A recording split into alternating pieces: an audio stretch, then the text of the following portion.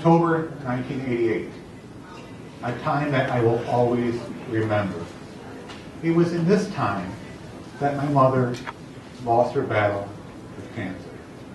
She passed away at the age of 34. At the time, I was 10 years of age. And I remember at the time trying to be tough, trying to be grown up, trying to be strong. And as a result, I only ever cried one time, and that was at my mother's actual funeral. But that was my way of coping, because I still remembered my mother. I could close my eyes, I could see her face, I could hear her voice. I knew who she was, I knew her personality. Let's fast forward, however. Let's fast forward 10 years. It's 1998, and you would find me at Adrian College. I'm studying history. I'm good at history. I know a lot of things about a lot of people's past, which is somewhat ironic because the more I knew about other people's past, the more I was losing my own history. I'm sad to say that I was no longer to remember my mother's face by closing my eyes. I had to use pictures. I couldn't hear her voice anymore. And her personality, I was starting to lose a little bit as well. Now let's fast forward again one more time, and you'll see me here today. I am currently 34 years of age, which is the same age again as my mother when she passed away. And I feel horrible for saying this, but I have a hard time even picking my mother's picture out of an actual image. I can't see her face. I can't hear her voice, and her personality is kind of clouded to me as well. I've heard so many stories over the years painting who she was, and some of these stories have been sensationalized, so I don't know what to believe and what not to believe. Now, sure, I got some keepsakes after she passed away. The images that you see on the slide, a Raggedy Ann and Raggedy Andy, I remember these as a child, and these currently hang in one of my daughter's rooms. But those keepsakes don't help me with her face. It don't help me with her voice. It doesn't help me really with her personality.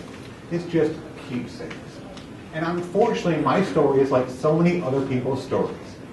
You lose a loved one, and after they're gone, you remember them for a little bit, but then over time, memory begins to fade. And yes, you get a box full of keepsakes, if you're lucky in some cases. And that's great, grand, and good, but that doesn't quite do the trick. Well, I've taken it upon myself to change that for my two children, so they don't have to feel bad at a later age not being able to remember who I was. So how do I go about doing this? I use what I like to call a digital Dropbox. So what is a digital Dropbox exactly? It's a bunch of tools that are brought together, such as social media and cloud storage systems, that will allow me to store documents, audio files, video files, images, and other data of that kind. And it allows me to go ahead and pass it on to my children. Now, if you look at the actual slide here, you'll see a whole bunch of common social media aspects here. You'll see Facebook, Twitter, YouTube, Google Docs, and WordPress. Very, very common, and that's the point. These are common tools. However, I use them typically in a very uncommon way. I use them with an intention.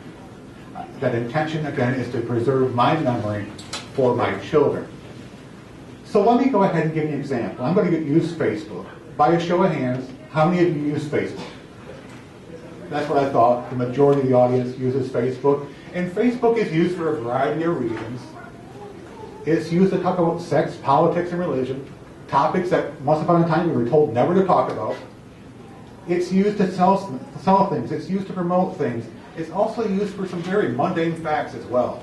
What time somebody woke up, what time somebody had, what they had for breakfast, what they had for dinner, so on and so forth. And I got to admit, sometimes I use Facebook the same way, but I do it with an intention.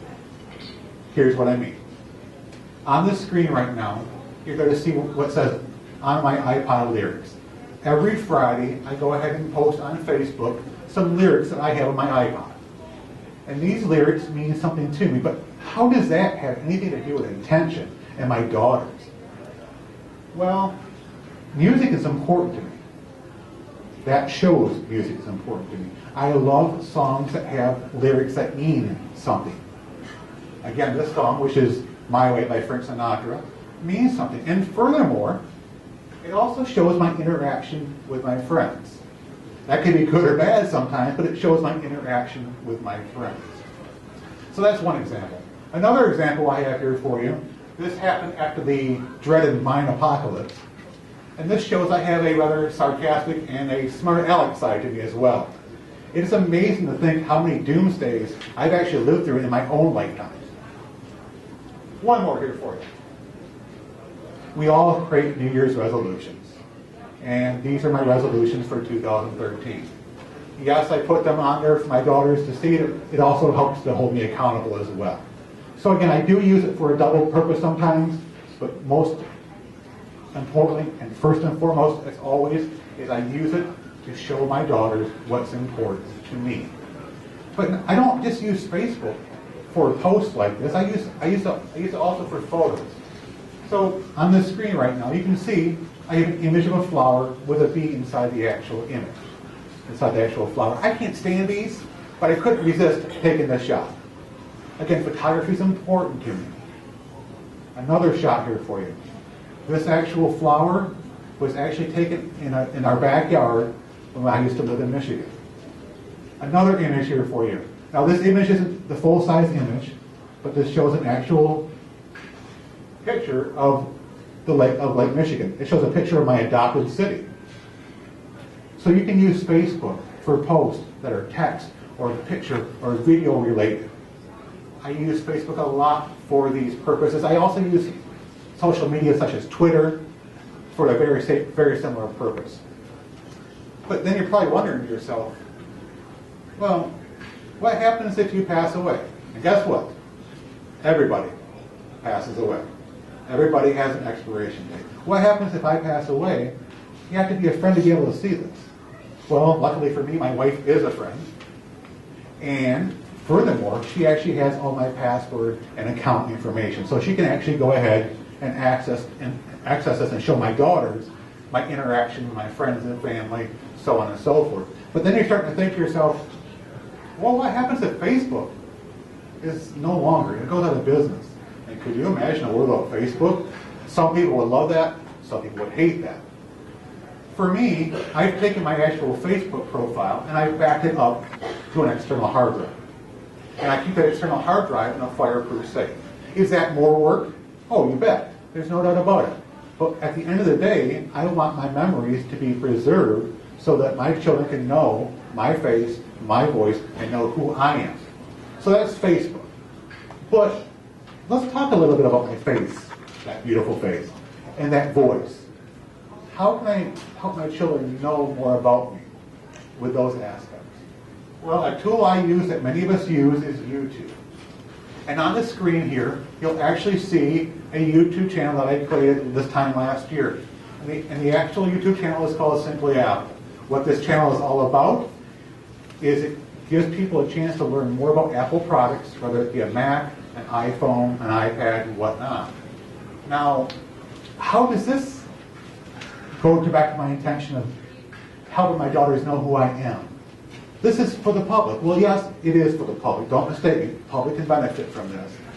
But this also shows my daughters some very important facts. One is I love Apple technology. Two is I love technology. Three is I love teaching people. I even teach people for free. Let's not tell that in Rain Valley, though. But I love teaching. And furthermore, some of these actual videos have my face, and some of these videos, well, actually all these videos, have my voice.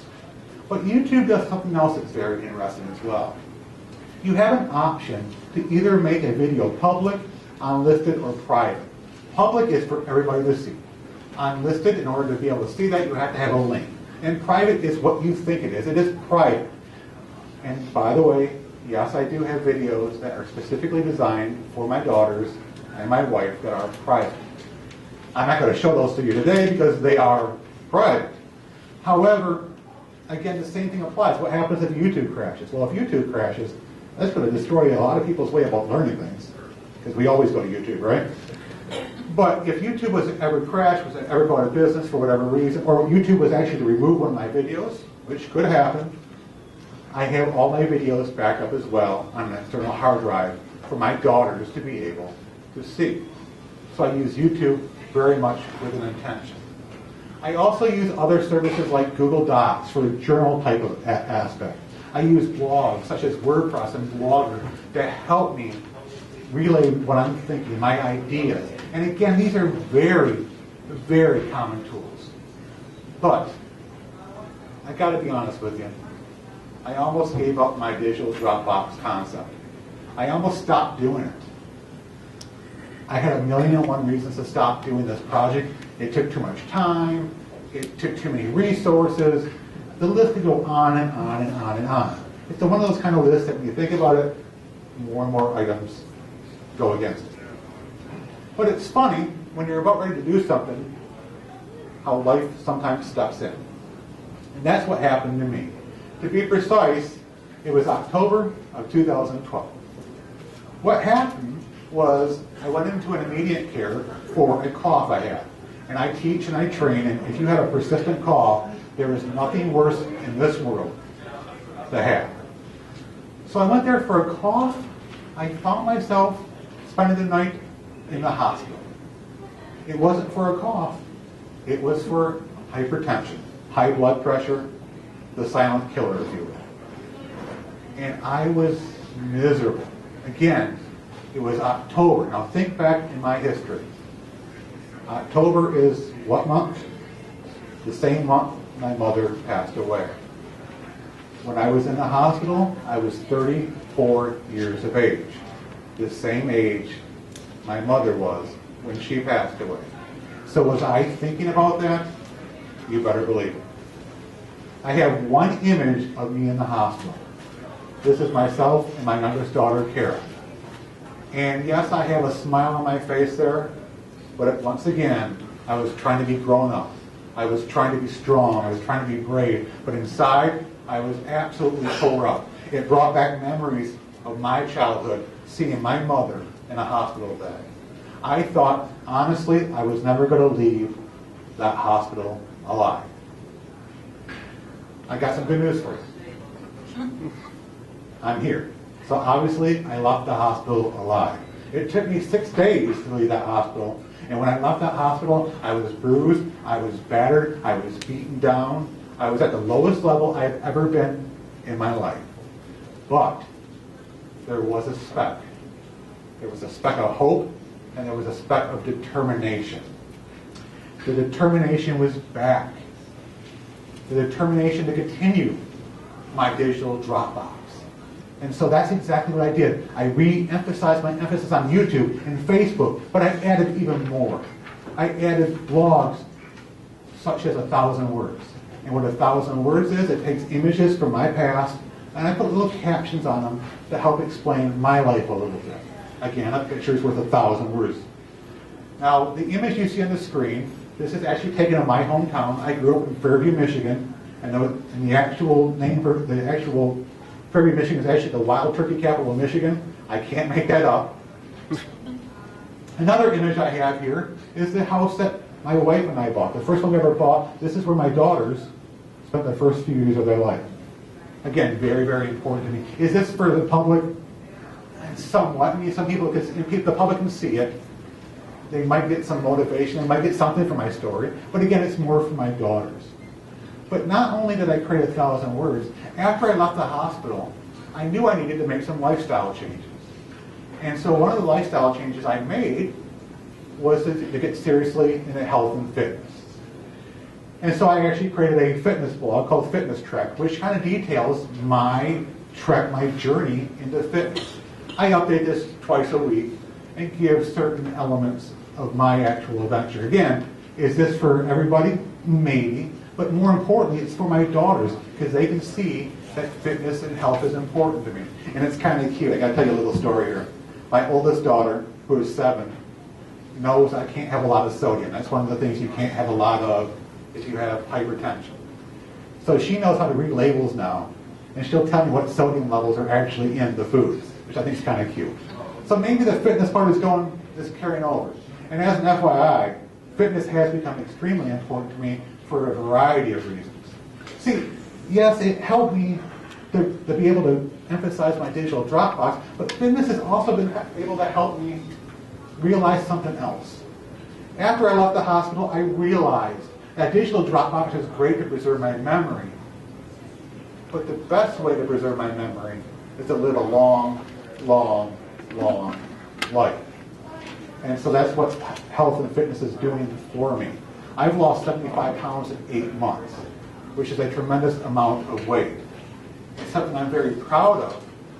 But again, it's going to help me to live a long life because, and this is why it's important, I can share experiences with my wife and my daughters. See, those physical keepsakes I'm going to leave behind, those elements in the digital Dropbox, and those shared memories will help my daughters remember my face, hear my voice, and know my personality. And at the end of the day, that's the best way I know to preserve my memory. Thank you.